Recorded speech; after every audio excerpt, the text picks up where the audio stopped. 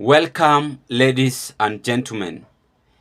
If you can be asked within 100 years, what has William Ruto's administration done based on the promises which they made during the campaign's period up to this moment? Yvonne Okwara still taking us back to those years or to those months or promises. And she is revealing to us that the only promises which they had made during 100 years is over taxation, abduction, and mass killing innocent Kenyans during the protest. Without wasting of time, let's listen to Yvonne Okwara's bombshell again, questioning this government. It has been 100 days since June 25th, 2024, that now infamous day when Parliament was breached, that infamous day when MPs decided to very hurriedly pass a bill in defiance of the very public dissent to it. The very public display of that dissent obvious on the streets of just about every major town and city in this country. It was also the day that Parliament was breached in crazy events. That day when many Kenyans died, shot and killed in various parts of the country, but most horrifically, outside Parliament. Yet, here we are today. You would never know that all of this happened just 100 days ago. And let's not forget what got the protesters out on the streets in the first place. The clamor for good governance, for people-centered leadership. The push for public participation and involvement in decision-making in its most sincere form. Yet, 100 days since then, we have completely forgotten about this and moved on. In that time, we have returned to our old ways. From Adani to the university funding model, the rollout of the social health insurance scheme to replace NHIF, all of which have been characterized by confusion, but most importantly, a marked poor public participation. Kenyans unclear about the plans, who is paying for them, and how they will benefit. Wasn't this what the protests were all about? Openness, transparency, and good governance? In addition, in the last 100 days, we have adopted the accept and move on mantra. Cabinet that was disbanded was reconstituted. Since June 25th, no single police officer has been charged with the killings that took place. We're not even sure how far the investigations are or who is being investigated, if at all. In 100 days, some who were abducted or went missing in June and July are yet to be found. In 100 days, we have witnessed even more unexplained abductions. In 100 days, the political rhetoric is back like it never left. In 100 days, the fiercest critics of government have now become its biggest evangelists. They now understand government policy, they articulate it well and defend it. 100 days later, the politicians are back to their cocoons, what with an impeachment looming. 100 days later, the only austerity that is being practiced is by the ordinary Kenyan, whose pockets continue to be squeezed as they watch a return to jet-setting political elite. Folks, 100 days ago, we were in what seemed like a moment of reckoning, when we had the opportunity to look ourselves in the mirror and have a very honest conversation about who we are, what we want, and how we want to get it. How quickly we have forgotten. You've listened to that video. Yvonne Okwara is asking again a simple question. That as the power corrupted their mind, and could this be the reason why these people are having hard heart to understand the people in the Republic of Kenya?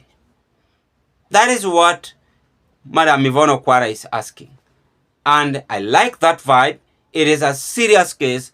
It is a good movement. Yvonne Okwara is doing a great job. And let us take this golden chance to congratulate Yvonne Okwara for also assisting some of us as political analysts to question the government. Before I carry on, ladies and gentlemen, may I take this golden chance to wish you all the best, and it is my hope and prayer that this video is going to find you well wherever you are. Again, I want to thank the new subscribers for subscribing to my YouTube channel, because if it wasn't a subscription, then this channel could have not reached where it is as of now. May God bless you and thank you so much. Let's proceed with this topic of political discussion. Why do you think Yvonne Okwara is issuing this bombshell? Number one, there's what we call leadership supremacy. And this leadership supremacy is what Ruto's administration lack. The administration never learned to apologize or to help many Kenyans. They are only there for themselves. They only want to benefit among themselves. But there is no way you can benefit yourself, yet the electorates are viewing you and watching you. Kenya is not like Uganda, and I'm sorry to say that. Kenya is not like Uganda. Kenya needs a very serious change. And within these 100 years Ruto's administration have been in power, if it happens I give them a credit, I can only give them 14%. Because the government itself is confused. The government lacks that seriousness to even help many Kenyans. How can a government allow someone like Adani's group to take share or control in our airport? That's the first thing we must ask ourselves. Are we not capable to raise many funds or any other amount of fund to be independent? I can give them 14% for sure. That is in fact sympathy. The same, how can this government say that they found empty coffers? They have gone to an extent of even impeaching the enemy. They were saying Rigathi Gachagua was the enemy. Yet they are still overtaxing Kenyans. Yet they are still humiliating Kenyans. Yet they are still disturbing Kenyans' mentality. This government is the easiest government for you to predict what will come next in the next 10 years.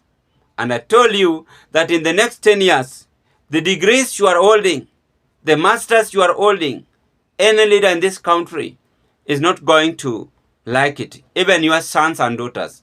Because I keep on repeating and telling you, you guys do good and leave a positive legacy. Some of you rebuking me, some of you humiliating me, some of you abusing me. They're saying I should go back to class, I should do this. It's well and fine. Wacha waongee. Usiku itafika, tutalala. Mimi najaribu tu kupredict what is going to happen next. And also Yvonne Okwara is trying to say that. So this 100 years, Ruto's administration have failed. You should bear that in your mind.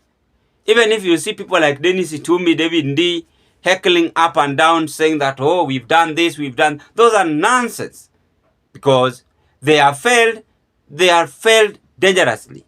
How can a government offer job vacancy to the wealthiest people, yet we have vulnerable people who are in need of job?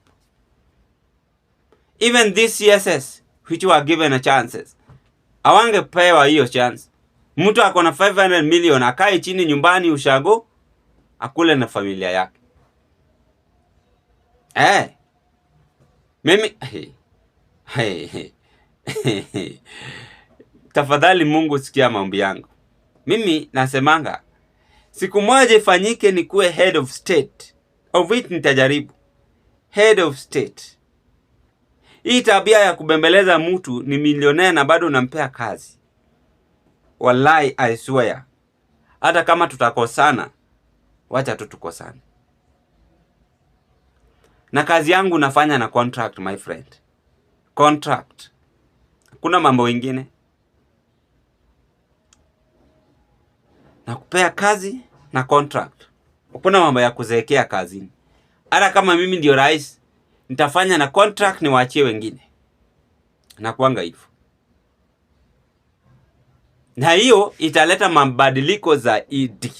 Nawaambia ukweli. Ndio maana unaona Ivano Kwara ana question anaambia, tafadhali mfanye mrekebisho, hawataki kurekebisha. Itafika sasa wakati nyinyi wenyewe mnasema hata mimi nataka sasa nikue hapo. Na unakuwa.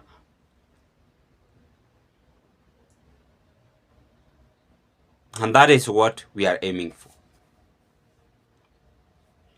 So this bombshell of Ivano Kwara is a very, very serious bombshell. And leaders should not just take it for granted, but we should take it on a serious note. Ladies and gentlemen, what are your take? And I wish you all the best. After Citizen TV have also embarrassed William Ruto's administration on their 100 years promises. Drop your opinion.